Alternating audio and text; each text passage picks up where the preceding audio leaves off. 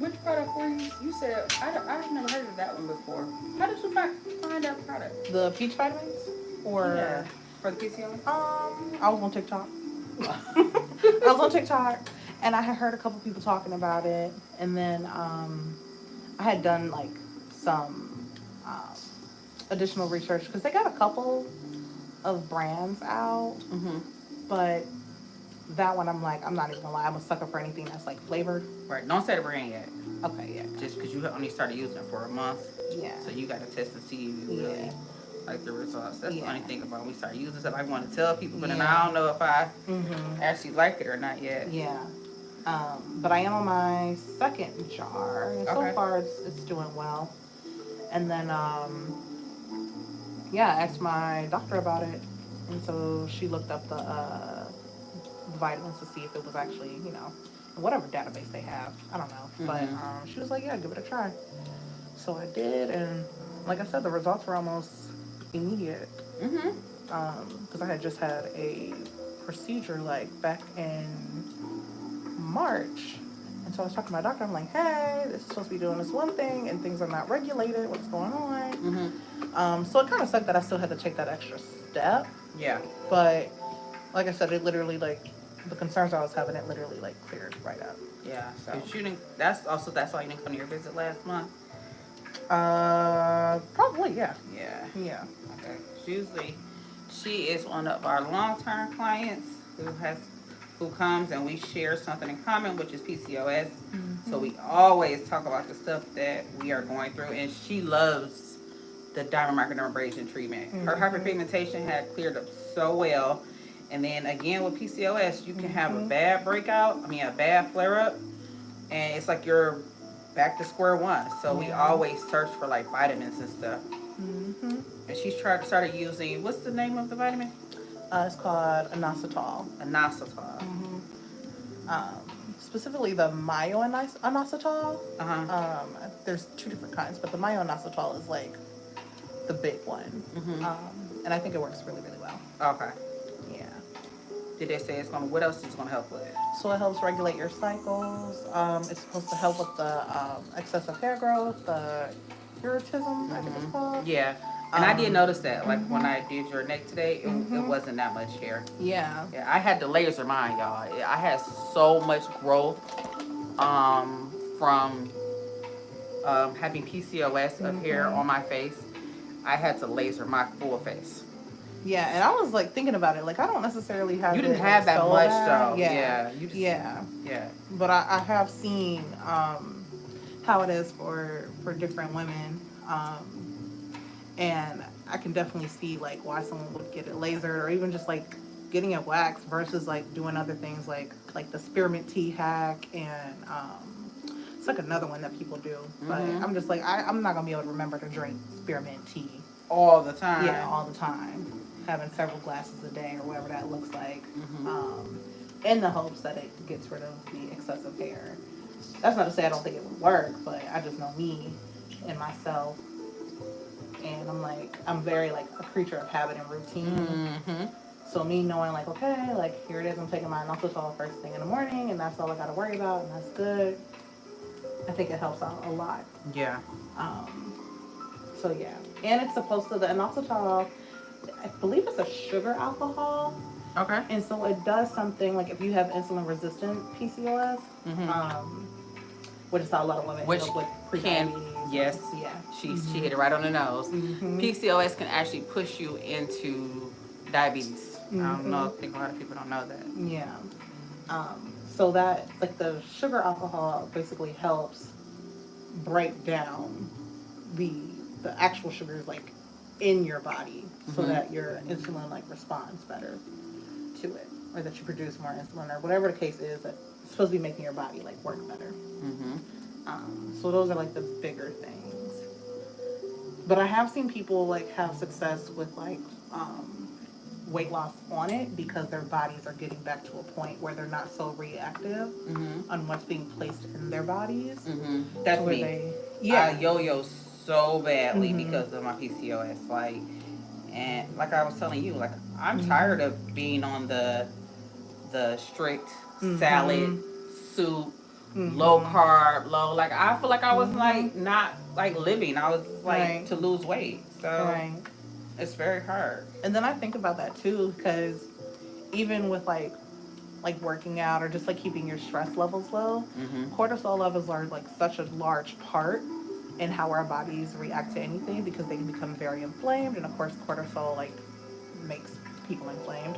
Mm-hmm. So when I was like figuring out what kind of exercises to do, they were like, oh yeah, do a lot of low impact, like you don't want to do HIIT or anything like that, like you want to make sure you're doing stuff that keeps your body like in a low stress state. Mm-hmm. But I was just like, okay, Did you try the one I told you about? the rowing. Yeah. Yeah, I really like rowing. Yeah. I haven't done it in a while because I've been like really focused on strength training lately. Mm-hmm. But I do really really like rowing. I never made it to the place we were talking about, but Yeah, don't say their name either. yeah, no. But I do Hi, like Solange. rowing, like in my gym. Mm-hmm. So um, that is one thing that I'm like hoping in my case that I'm doing right, because I'm like, well, stress shows up on everyone so differently, and then like what might be low impact to someone else might not be low impact to me. Yeah. Being heavier set, so I'm always like concerned about that. Oh yeah, we discussed that before too. Yeah. Yeah, because I'm just like, okay, well, how, and then it's kind of weird too because some people are like, well, just walk, like really, you just have to walk, you have to walk. My knees are hurting. Right. What do you mean? Exactly. It's too much pressure. Oh, it's too much Yeah. pressure on my. One of my knees, well, both of them, they want to scope them. Oh, okay. Yeah, so they just told me basically, I was like, I'm not going to get them scoped. Mm-hmm. So they told me to go to physical therapy, and it's just so much. I have reached a point in my life Mm-hmm. where I don't know if you guys have, if you deal with PCOS. I really have started to look at PCOS as just an attack on my womanhood, to be Mm-hmm. honest. Yeah. Like, it's really like an attack on my womanhood, because if you know all the symptoms of PCOS, it will thin your hair, Mm-hmm. cause you to overgrow facial hair. Yeah. It will make you retain weight in your midsection, Mm-hmm. and give you acne and push you into diabetes. Mm-hmm. That is taking away my womanhood. Yeah. So basically, my hair about to thin out. I'm about to break out, and I'm going to retain weight, Yeah. and I'm going to get facial hair as though I'm a man, because my testosterone levels are high. Mm-hmm. So I look at it as it's an attack against our womanhood. Yeah. And that's a really big thing because I feel like I'm starting to deal with like the hair thinning part now. Because I feel like my hair has always been like. That's why I really started using the fine. Rogaine, girl. Yeah, it's given. That's what I'm gonna have to start doing. I was Yeah. literally just like, I'm gonna have to start taking my biotin or something again, Mm-hmm. just to see if that helps. Because I'm like, okay, I've always been kind of like, one with my hair. Mm-hmm. So I don't know. So now this is a separate question, Mm-hmm. because you just said that. You said something that I can super relate to, Mm-hmm. because you and I had the same grade of hair. Mm-hmm. Did you feel like that our grade of hair was attached to your identity growing up? Yeah, for sure.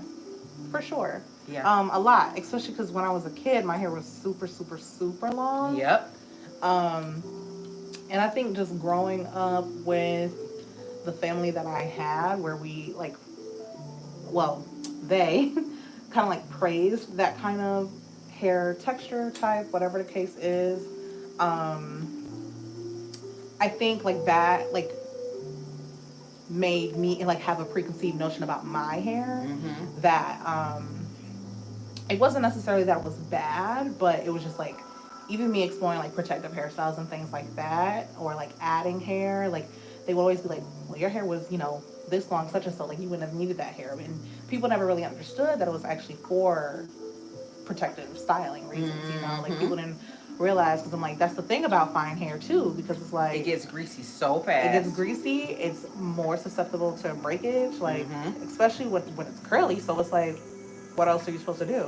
And it was so funny because I was talking to my mom not too long ago, and she was like, yeah, I like box braids, this and that, third. And I'm like, since when? Since when? Because you used to give me so much slack for getting them. But that's okay. Like, I'm happy she came around now, because I'm just like, girl, we gonna wear the braids and do whatever, or put a wig on, whatever that looks like. But I definitely felt an attachment to my hair. I feel like it was that was one of the I spoke about this before. Mm-hmm. When I did my big chop, I did it Mm-hmm. because that was one of the biggest reasons. Yeah. Because people basically made me feel like my hair was it. Like Yeah. if I didn't have my hair, I would not have been pretty. I wouldn't have Mm-hmm. been nice. I mean, attractive, and Yeah. it made me really feel away. Mm-hmm. And I know that people used to be jealous of the hair texture, and I don't know. It was just, I guess, the same way people experience colorism is Yeah. texturism, Mm-hmm. where people assume that you behave a certain way because you have long, silky hair, Mm-hmm. and associate you with this type of hair is you got to be mixed. Mm-hmm. You got to be mixed. And I was like, no, I'm black. Right. I'm black. Yeah. But you got to be mixed. I'm like, No. no. I'm Right. black. I'm probably as mixed as any other Mm-hmm. black person walking around here, but Right. it was just always a thing about my hair, and that was one of the reasons why I did my big chop. And I never asked another woman who had hair like mine Mm-hmm. if that's what their experience was. Yeah. No, for sure. I definitely dealt with that. And there's been a couple times where I was like, because I would have definitely done a big chop, but I think it was more so just out of, like, once the curly hair movement came into play, that's a full-time job in itself. Baby, it's the products for me. Yes. And the best, I'm going to say this brand name, is the Dew. Oh, I love the Dew. Baby, when you have a silky gray, or what would we be like, a 3... Yeah, in the 3Bs, yeah. something like that. Mm-hmm. That Dew, Mm-hmm. it's a black lady based out of New York. Those products are amazing. Your hair isn't, it isn't, what's it called? It's not crunchy. Yeah. The gels don't make your doesn't hair flake. hard. It doesn't Yeah. flake. Those It's very are, lightweight. but they are expensive. Yeah, but they're worth it. Yeah, I have not had one bad product of them yet. Me either. Yeah. Me either. I love her products. Mm-hmm. Mm-hmm. Those are the absolute best products. And that's a product I can confidently say, like, I will finish. Yeah, me too, girl. I've had a couple of empties from them. Go straight through the whole dang on bottle. Mm-hmm. Real quick. Yeah. So. Yeah. But if you're just joining us, we are doing diamond microdermabrasion. Excuse me. This is one of her favorite treatments as well. Why is it one of your favorite treatments? I feel like I noticed an immediate difference with microdermabrasion. As someone who has dealt with hyperpigmentation for a very, very long time, it was actually really nice to kind of like see those results almost immediately, right? Mm-hmm. Like, obviously everything takes time, but I like that it's not as drastic as like doing like a chemical peel, especially because I'm so front facing in my job. I can only imagine walking around with my face peeling. She has a corporate job, so she can't do the full peels all the time. Mm-hmm. But this, I feel like it's a nice like medium, like in between, like where I feel like it actually works. Mm-hmm. What type of results were you seeing afterwards? So lighter skin, of course, in the sense of like whatever was hyperpigmented. My face was super, super, super smooth. Mm-hmm. That was like one of my favorite things. I'm just like, dang, I can't touch my face, but I'm like, butter soft, so isn't it? smooth, yes. So that was like a really big thing for me. I feel like I don't have too many textures on my face, but it was nice to feel them like all evened out, the texture that I do have. Mm-hmm. So I feel like those are the biggest things that I noticed. Mm-hmm. Mm-hmm. That's what I told them. I said, this is my favorite, and I feel like she uses our products as well. Mm-hmm. And the products themselves mixed with like professional treatments, mixed with clinical grade products, you will get a more even skin tone. Everything is it just amplifies the service. That's why I said, no matter where you are, find you a great esthetician.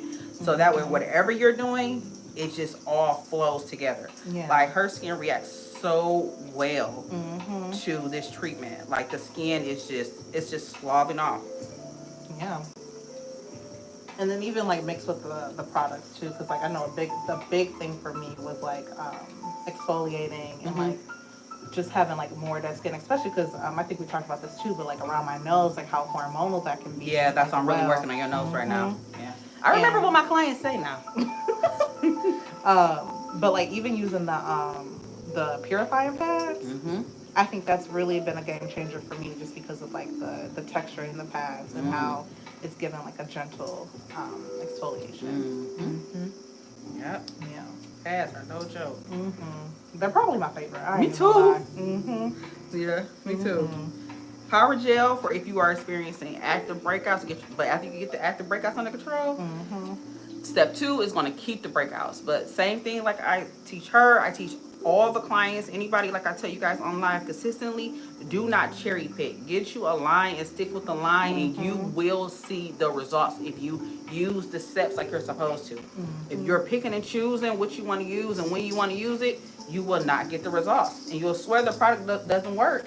Just any product. You'll swear these products don't work, but you're not using them how they're instructing you to use them. Right. Yeah. Yeah.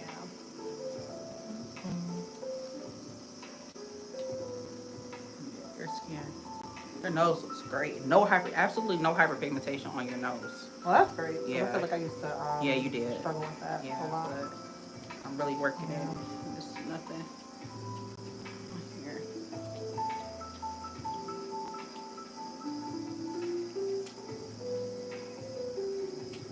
You have any events coming up? No, actually. You be chilling.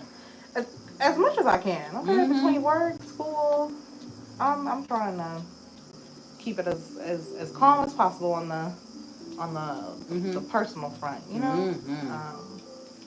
So, and I'm like crunch time now because I'm in my capstone, so I graduate in August. Oh, wow. And I'm just really ready to be done. What degree will you have? Art and culture management. So Oh, that'll be a wow. master's. Oh, wow. Yeah. How exciting. Yeah, it's very exciting. I'm just I'm just ready for that date to be here. But I'm like, dang, you got to do all the work between now and then. Yeah. Plus, Yeah. you taking over responsibilities at work. Yeah. It's a lot. It is a lot. And these days are flying. They're flying. You over there at work like, man down. Well, somebody come and help me. Yes. Somebody come back to work. Please do. Please do. And it was so funny because one of our like higher ups, we were in a meeting, and I had said something about this suite that needed to be clear out for like a new member to move into the space. And I was just like, yeah, I'm not even gonna lie, it completely missed my mind. And she was like, yeah, well, you've been running an entire building. Some things are gonna slip through the cracks. you And I was are. like, that's so nice for you to acknowledge. You said, I just want somebody to know that I'm working like a chicken with my head cut off at this point. Yeah, But I think they'll know it though, because you're a pleasant person too. well, thank you. Yeah. People aren't pleasant. That's a word to use. Like, yeah. So I think they'll acknowledge it. I'm definitely hoping so. It seems like they are, and I'm somebody like, I hate to say it because I'm definitely one of those people like, you know, I'm always gonna be doing what's like in my best interest as far as like skills that I can build and things of that nature. But it is very nice to be recognized for the work. So did you guys just hear what she said? Like, if you are a person that's on my personal page where I speak about, I know that we live in an era where everybody wants to get compensated for every single thing that you do. However, when you are growing in your career, you want to be involved in as many things as you can so you can have the experience and you can have the know-how to actually execute at these levels. Like, people are not going to pay you to teach you every little bitty thing.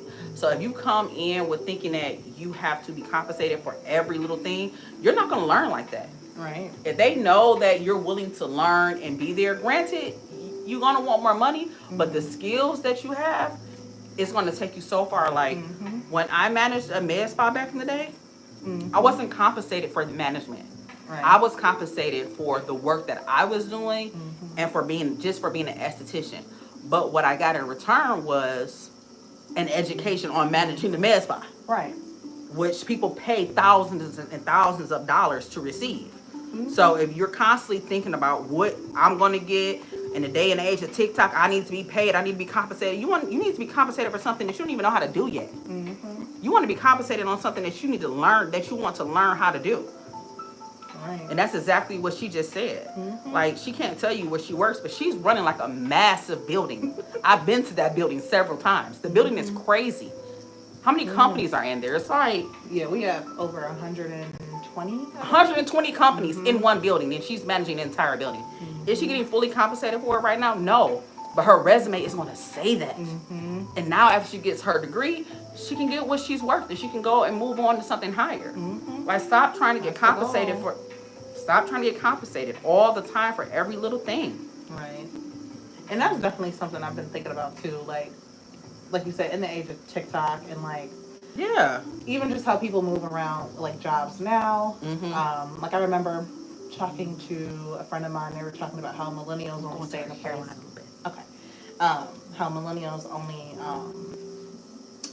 stay at a job 3 to 5 years, and then for Gen Zers, like it's way shorter than that. They don't want anybody to boss them around. Mm-hmm. And I would like to say, as an elder Gen Zer, as they like to call us, I feel like a lot of us have just kind of like lost touch of like good work ethic, Mm-hmm. but then also like in the age of quiet quitting and Yeah, that's doing wild. the bare minimum. That was wild when I saw that online. Because I get it. Like I'm very much so like, yeah, like of course, like fight for your worth, like know what you're worth and things of that nature. But Yeah. I feel like people forget like you have to start somewhere, That's the part. and everything just like it's not instant gratification. I feel like a lot of people just forget about that part. Yeah, that you're not going to be an expert. Yeah. You got to start somewhere. Right. And it takes people time. Like my boss, she literally did what I do now for maybe like a decade of her life. Oh, wow. And they're going to crash course in it. Yeah. Yeah. And don't get me wrong, I'm not telling you to stay somewhere for 10 years. I'm not saying that. Yeah. What I'm saying is take the knowledge. Take the knowledge instead of always asking for the money all the time. Right. And I'm very big on like my biggest thing. I always say I'm gonna just add it to my toolkit. That's Come on now. I call it my Dora pack. Let me. I like that. Okay. Let me add it to my backpack. It's people in this industry like John Paul DeJoria that owns Paul Mitchell. If he opened up a program and said, "Come work for me for free for 2 months," I would be there. Yeah. I would be there. I wouldn't want to get paid. I would be there just to get the knowledge and understand what's going on. Yeah. And I think a lot of people like forget that too. Like I'm very big on like knowledge is power. Like I feel like there's a compensation in learning just in general as well. And obviously a lot of like being in the workforce it's very transactional, of course. Like people do get paid for like whatever it is that their job entails, of course. But I mean, like it is great being in an area knowing that I have all these experts at my disposal, and that like not only can I learn from the people who are like my team members, but just because of the nature of where I work at, I can learn and speak to different members and learn from them as well. So you look even past your department. You look at the actual businesses there as like being an ally for them too. Yeah. And I think that's like the best thing about where I work too, because like at least for my job, like I have the capability to build organic relationships with people, right? Like I see them for what they are, a human, versus just like their business or like what it is that they can bring to the table and things of that nature. Like you learn so much just by talking to people, going around, making rounds, or whatever the case that is, So, piggybacking off of that is actually one of the hardest things that I have with the networking, because I know that those relationships are so transactional and that you just want something from me. Yeah. So I have a really hard time with being friends with people who I know that they really just only have me around because they want something from me. Yeah. And I'm like, to be honest, I'll just be like, just tell me what you want and let's be transactional about it. Right. Don't try to be my friend too. Just get what you need and leave. Yeah. And I will say, oh wait, keep going. But that's my, and I know that's not the correct way to look at networking, but that's always been my downfall when it comes to that. What do you say about that? Well, this is what she does for a living, guys. She's you can tell them. I'm a community manager. Yeah. But I was gonna say I actually have a very, very similar like viewpoint on networking actually. Like, oh really? Yeah. Okay. So it's kind of weird, right? Because to me, I'm like, I just like to talk. I like to talk, you know how I am. We just be talking. Yeah. So in my perspective, like me going around talking to the people who work in my building, That's one thing, right? Because I genuinely like I am there to learn about people's days and like see how they're doing and things of that nature and what's new. But if you throw me in like a networking event, I wouldn't even know what to do. I wouldn't even know what to do because I look at that as so transactional and I'm just like I know we're all here for like one goal and like you know, there is a pathway where you can sit and settle in that and be okay with that and embrace that. But me being the type of person I am, I'm just like, it feels so inorganic, you In know? our, oh my God. Yeah. And I don't know how to work around the feeling Mm-hmm. of it not being Yeah. organic. Like, Yeah. hey, do you want to catch lunch? And then you're asking them about their life, about their Yeah. kid, about their dog, Mm-hmm. knowing that Yeah. like, Yeah. I don't know. hi Stacy. I don't know how people do it. I think that's one of those things where it's like you don't learn it early enough, I want to say. Like, I feel like I wish this was something that people talked about more in, like, you know, traditional school settings. Not even, Networking, like yeah, they taught us that. networking. That would have been a great Yeah, class. or like maybe not even that, but like, and maybe, I don't know, maybe there are like programs, like enrichment programs that teach, you know, young minds that and stuff. But I feel like even in college, we didn't have a lot of that, you know, and then I'm thinking about like, okay, what about the people who don't go to college, right? Yeah. Who don't go get like a secondary education and things of that nature, like, you know, I don't know.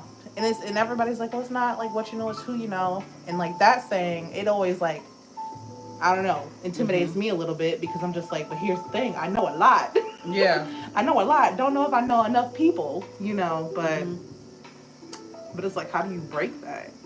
But then, okay, so something that made me feel better, because that, like again, that was one of those things that just made me constantly feel like bad, that I'm like having a hard time making relationships with people because it's not organic. And then I heard another entrepreneur, very well known. He was a guy.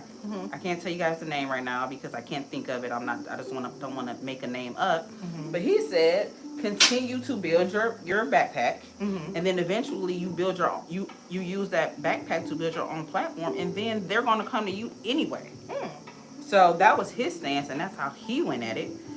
So yeah, so that's why I come online and talk directly to you guys. That's exactly why you guys have been seeing me online more, because if I have what you need, you're gonna know immediately and you're gonna stay. Either you're gonna leave, either you're gonna purchase, or you're not. Versus me trying to get people to, hey, how was your dog? How was your day? Like, I don't care about your dog. Because you don't care about my dog. Right. But if we're actually building a rapport and we're talking about the same things, now that's organic community. Right. Now it's organic. We're talking about PCOS. We're talking about community building. We're talking about acne. We're talking about skincare. We're talking about all of these things that we need to take through our lives. So now I'm genuinely interested. It's people that come on this live all the time, and I be on their little pages too, trying to find out what they got going on. But yeah, it's hard. That's I was just wondering that from a community point of view. Like, how do you get around that, girl? Because I don't know how to do it. It's definitely like, it's one of those things. Like, honestly, half the time I feel like, not that I'm not gonna say I'm just going through the motions, but a lot of this has just been me like literally learning on the job. Like, there's a certain extent, right? Because like the community that I work for is more exclusive than not, right? So, and I'm the one who gets everyone acclimated into the space anyway. So, just by default, I'm gonna have some type of rapport with the people coming in. Remember, I always cleanse after I exfoliate. Or extract. I always do another light cleanse to remove the skin from any debris. Okay. But yeah, like I'm always have like a rapport with people just from that. And I was talking to someone about this too. I was like, you know, like my brain might not put A and B together like how someone else on my team's brain might. But one thing I will say is like I can tell you where that person, I can tell you their hometown. I can tell you why they moved to where they moved to. Because I'm invested. Yeah. Yes. Yeah. And I feel like that always goes a long way too. You know, and I feel like, you know, just based on what you were talking about earlier, like knowing all these like details about someone's life, like that helps create organic relationships and communication, so that by the time you're like, hey, can I ask about such and so, it doesn't seem so transsexual in that way because it just feels more fluid. Mm-hmm. And I think that's a really big thing. Like I've been coming into that a lot lately.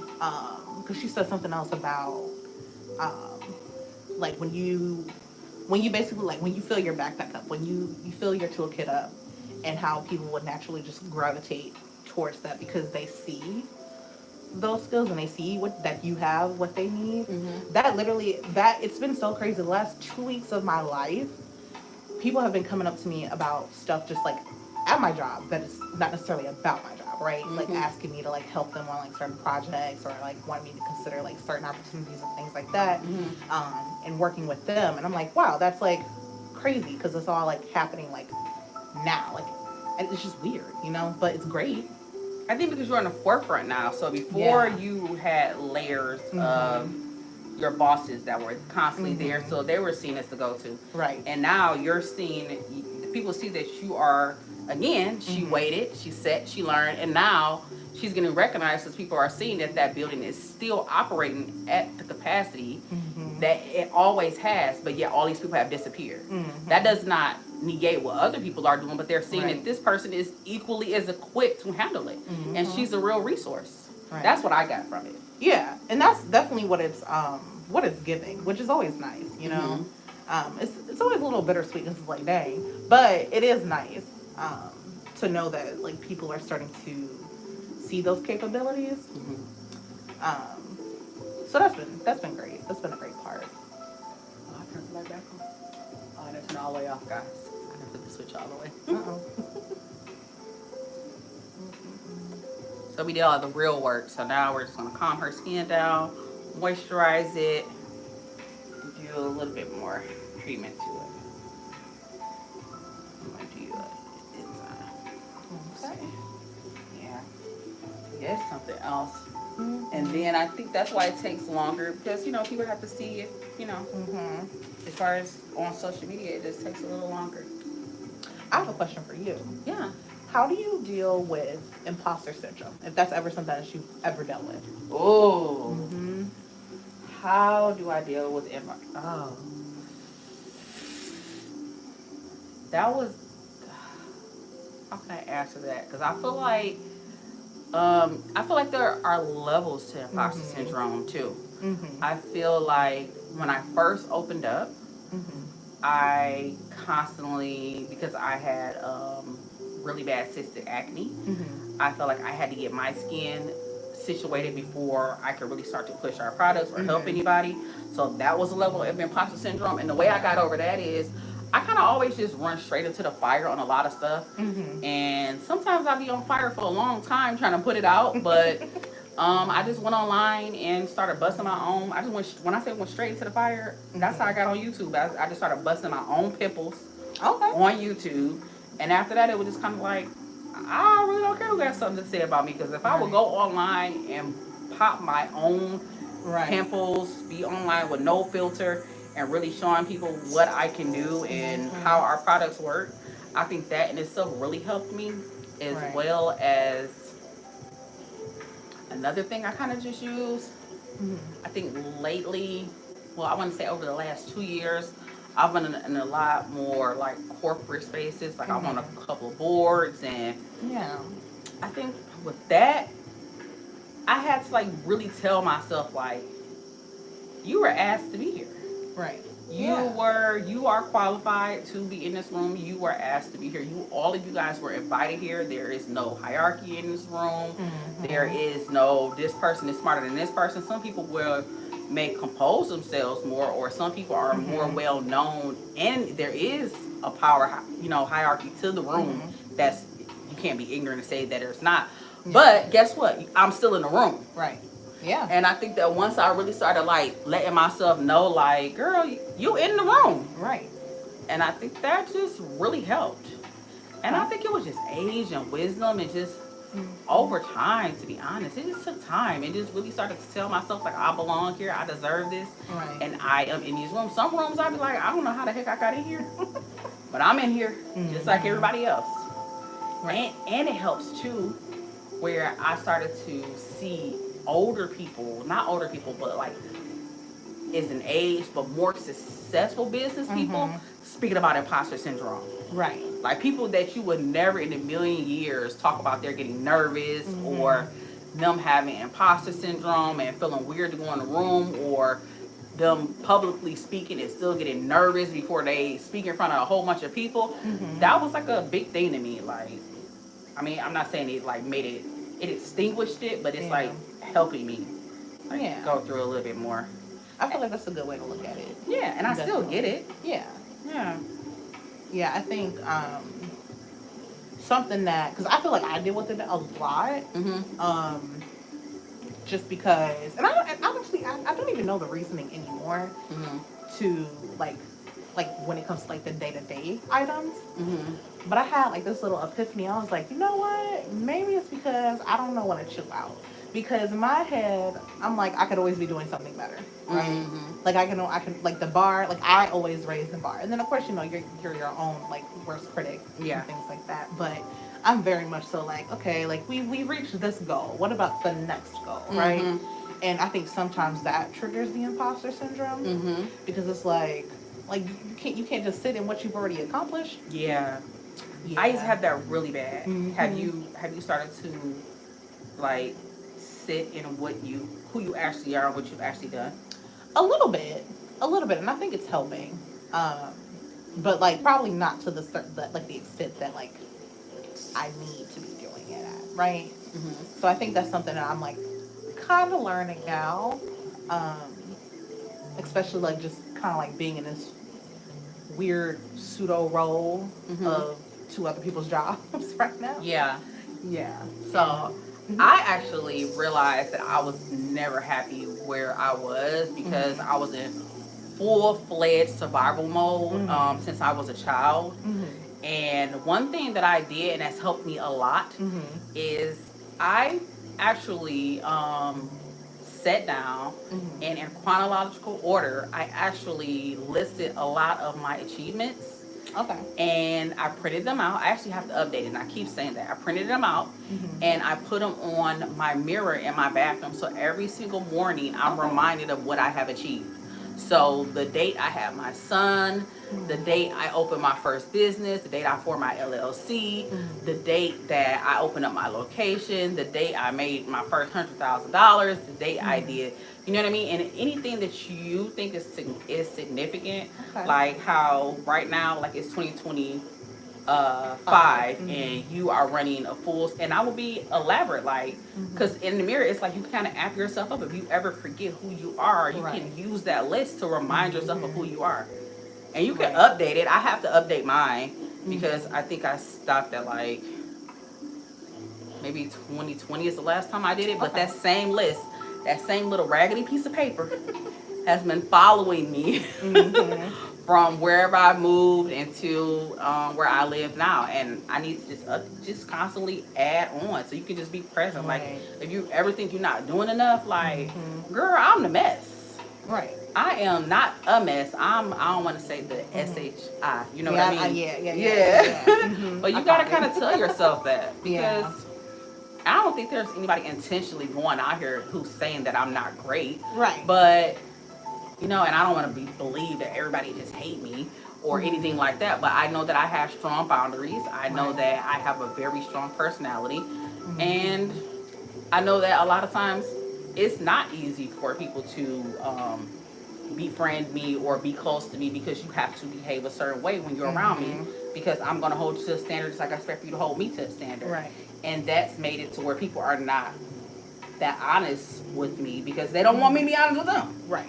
So it's just very different until you get somebody that's done like that. Like my boyfriend, flat out, he'd be like, absolutely not. Absolutely not. You lost money on that. Yeah, I'm gonna let you have your little shine today. You did a great job, but let's look at the numbers. You lost money on that little bug. Right. You know, but yeah, just telling yourself you're amazing. Right.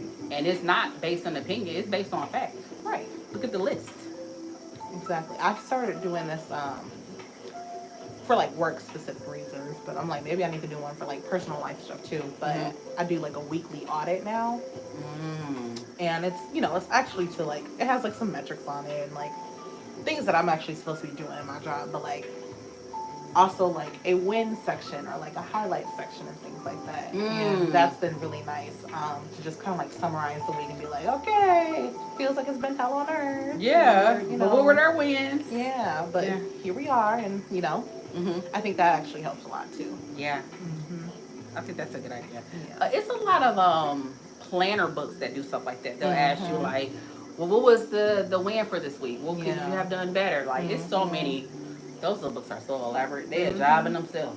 I know. I like that. And like the thing is, with a good old planner, it's like, what are people calling it now? Like how you have type A, type B, and then type C. What's type C? Type C is like a mix, essentially a mix between type A and type B. They're just making up stuff now. Apparently, yeah. I mean, it's more so like I guess like a jargon. It's not like a real thing, but I was just like, well, I must be type C because the type A in me loves the look of the planners.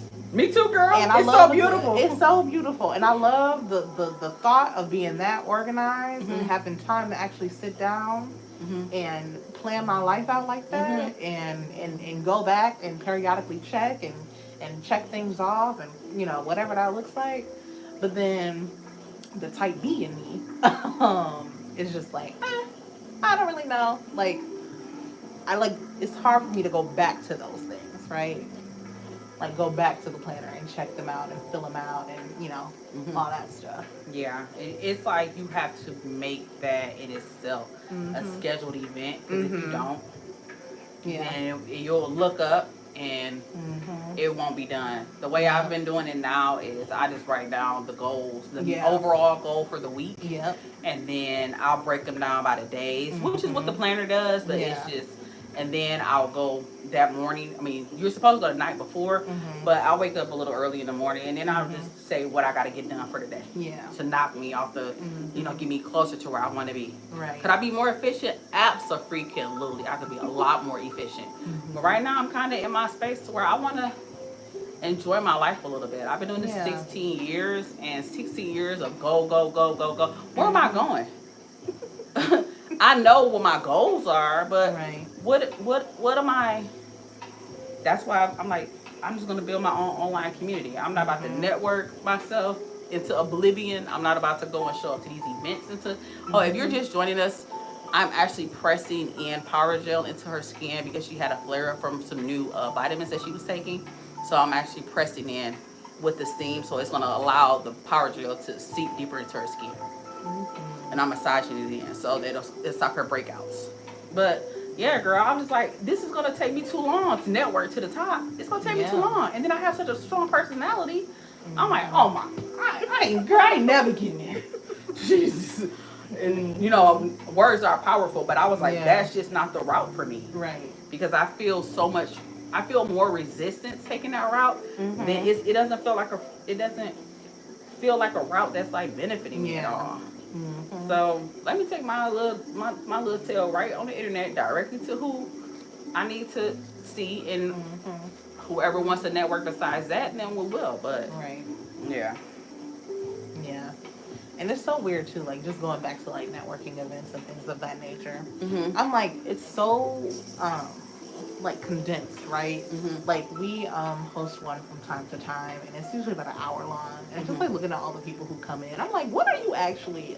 What's your goal? Yes, in that, because I like, again, me being the type of person I am, I'm like, it's not like I would not thrive in that. I could talk to someone for 40 minutes alone, just like one person. And if I'm supposed to be over here, supposed to be collecting business cards and exchanging numbers and things like that, I'm like, am I going to even remember what this person does? Or, just within that small amount of time, like, because I'm also like, okay, what makes either myself memorable or like my experience with that other person memorable? Yeah. And I feel like if you're over here like speeding through all of that, like, how do you have the chance to actually like make that happen?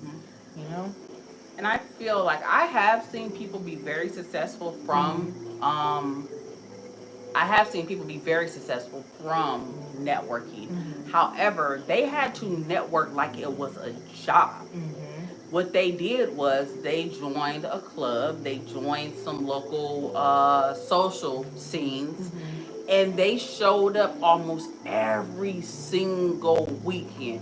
Did it pay off after some years of doing it? Absolutely, it paid off. But it was a real commitment to show up to that social scene, and then they made those relationships with people that they were constantly partying with all the time, and they had to make it a second job. I was like, I'm not even, I don't, yeah. And I know a lot of people, what you would do what's important to you. Well, that part is not going to the club every single weekend, not going to these networking events every single weekend, not going to these social events every single weekend, sometimes twice a week. They're going. That's exhausting. It's exhausting. It could be a shortcut for some people, depending on your industry. It very well could be. Right. But I just feel like what's the shortcut for me? I have a skincare company. What is the real shortcut? So we're at where we at. Hello, YouTube. Hello, YouTube. We are where we are now. Right. Yeah, I watched somebody network right on. They did it. They did it. Like they did it. They networked right on up there. But they had committed to being a party person, a social butterfly, a social life. They committed to it. Right. So it can be done. This for sure can be done. You talking about, huh? Yeah, I'm just like, cause that's a lot. It was a lot, girl. That's a lot. I mean, kudos to them. That's a lot. They networked themselves into a great career. I was like, dang. Right. But it also takes a certain kind of like a certain type of personality can only do that. Because I would be tired after like 2 weeks. Tired, okay? A certain type of personality can do that. And it's usually those lazy people looking for the shortcut. It's like I'm just showing on that. No.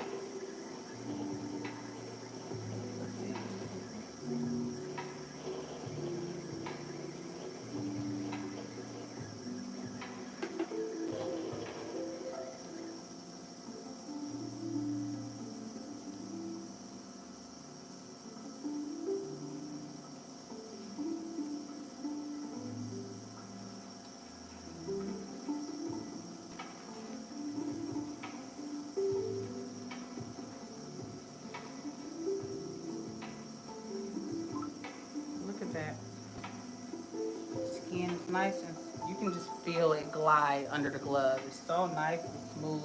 This hyperpigmentation, we're gonna get it up again. These vitamins that she has started using, she loves them, so they are incorporated. It's just we just gotta do what we gotta do. PCOS is 1000% an attack against your womanhood. Yeah. Nobody else can tell me differently. And it sucks because it's affecting so many women now, and some women don't even know that they have it, or like, you know, or like maybe like you literally have to do your own research on it. Yeah, you do. Like you can't even like rely on the doctors because they don't. Yeah. And it's so interesting like hearing people talk about it too, like in different countries. That's been a really big thing. Like I've heard some physicians talk about it in like Europe, and some people, you know, like obviously like there's a like it's a hormonal disorder, but some people have also talked about it being like a blood sugar disorder as well. Really? Because it messes up like your insulin levels and things of that nature if you have that I guess that line of PCOS, right? Which I feel like is more common than not, but like even just talking about it in that way, and like it's cool to see that like, you know, other people in other countries are like, okay, yeah, this is like a really bad problem. And then like even some people like referring it to like being metabolic because it literally messes up so many different things. And I feel like honestly like that makes sense to me because I think about all the things that diabetes does, you know, to like anyone who has it and how many like different things that it can like, you know, affect. So it's like it makes sense to me that it would cause all these other issues. And so it's just it sucks that like that's still not the like the common ground, I guess, like globally. And then on top of that, like enough for people to be like, you know what, maybe we should like continue to research this and actually like get down to the root of what's going on. I feel like PCOS is not properly researched because it's a woman's problem. Yeah, and I that's exactly what it is. Yeah, I definitely think that's what it is. Just it's a woman's problem. No one, given the they don't track care. record here. Yeah, Yeah. they don't care. Mhm. If men dealt with it, they would care. Mhm. And even if we tried to get more help with it, they would do the same way how they do our reproductive stuff or Mhm. periods and birth, everything. They would just be like, you Mhm. know what, y'all, it don't matter. Just throw the whole woman away at this At point. this point. At this point. At this point. Yeah. But I'm definitely like hopeful in like the communities around it. Yeah. Because I feel like there's a lot of people who are actively, trying to either educate or they are trying to learn and like spread the word and things of that nature.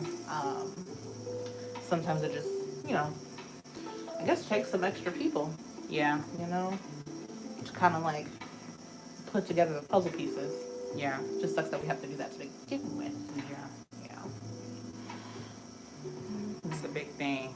Probably like, and then another thing is no one dies from it. Yeah. That's why it's not a big thing. It's just really like, oh, you're just gonna lose. You're gonna gain some weight. You're gonna get some acne. So basically, it's gonna make you ugly and fat. Yeah. Okay, we don't care, and we're not helping you with it. Right. We're not helping you with it. Or even like now, like there's been some studies being conducted about like the weight loss injectables and how they've been helping women with PCOS and like not even just losing weight, but just like helping their PCOS symptoms and like even like the medical field, like health insurance won't even cover those injectables half the time now. Because they're looked at as vanity things. Yeah, they consider them cosmetic, which I'm just like that's crazy to me. As someone who literally has to lose weight. Yeah. But um, yeah, that's kind of like what they're considered now. So like many healthcare companies or insurance companies won't cover them now.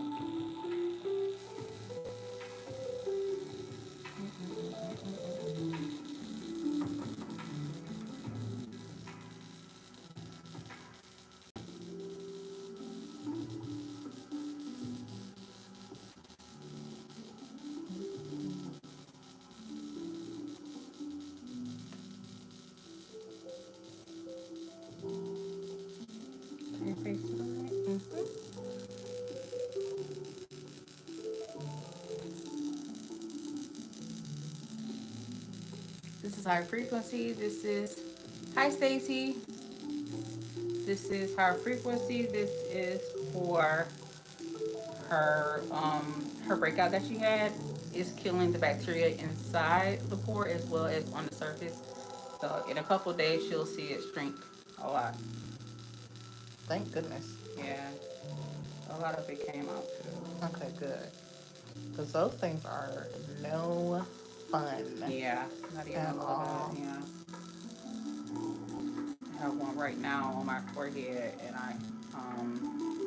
that's the thing too about using these products is that it brought it to a head.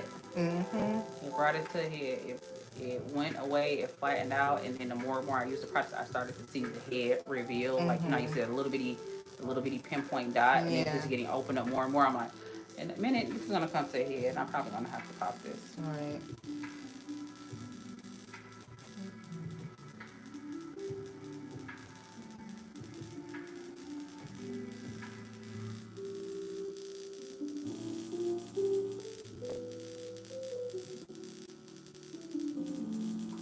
And it's so crazy because it's cystic, right?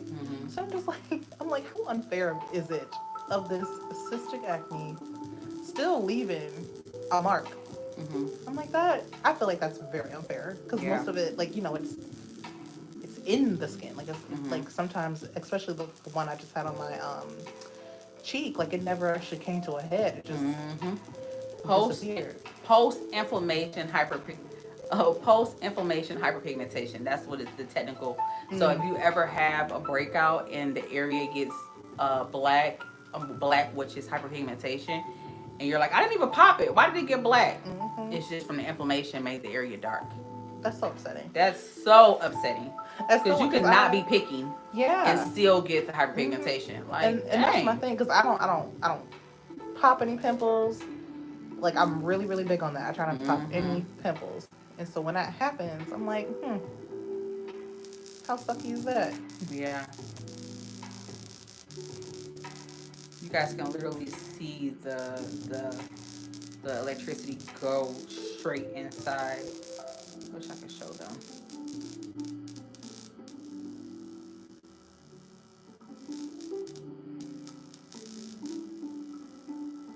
I think I'm gonna go to the market. Yeah. Talking about the same thing around here. If you guys are just joining us, we are finishing up with one of our long-term clients, Victoria. She came in today to get dermabrasion and get her monthly facial. And we had to do some resetting on her skin because she incorporated a new supplement and it caused her to have a flare-up. So we're not fully back to the drawing board, but it's working for her. So we just got to deal with what we got to deal with, and we'll get it under control. But your nose, it reacted amazingly. That's good. I will say though, I still get like a lot of compliments on my skin. Yeah. And it is doing way better than what it used to be, like point blank period. So that's really nice. Good. Like, I see the differences even with these couple of flare ups and the hyperpigmentation. Like, it's not nearly what it used to be. Yeah. Next month when you come, I really want you to tell me like if I should incorporate that supplement. Because like I said, I'm tired of doing soups and salads. Yeah. I'm tired. It's definitely not. That's the only way that I can maintain a good weight on PCOS is really restricting my diet and eating multiple 3-4 times a day, but just eating soup and salad all the time. I'm over it. They say that you should have a high fiber, high protein diet. So I try to live by that. Not necessarily low carb or anything, but I definitely prioritize my protein.